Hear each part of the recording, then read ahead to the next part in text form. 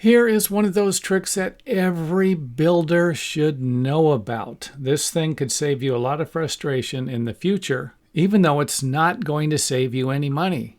And that would be to reverse the floor plan if you think it's going to work better for you. So we have a regular floor plan drawn by the designer, where the bedroom is on this side, the living room is on this side, and we simply flip it over to create a reversed floor plan.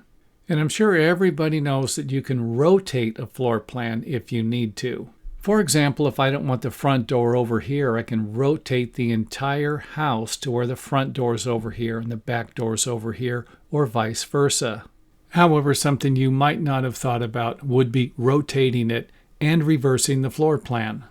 And one of the reasons why you will flip a floor plan over is to keep the bedrooms or the sleeping quarters away from a noisy living room or another noisy part of a neighbor's home. And this happens a lot where people buy their own lots and build their own homes. So if we reverse the floor plans, we're going to have a little farther path for the noise to travel between bedrooms. And of course, another reason to do it would be if you wanted to change the elevation view. For example, your neighbor might be using the same floor plan. And if you reverse it, you will simply flip the house over on the floor plan. You're not flipping the house upside down.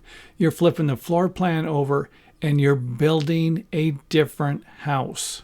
So if it makes sense, use it. If it doesn't, don't. But either way, you now have another tool for your home design toolbox.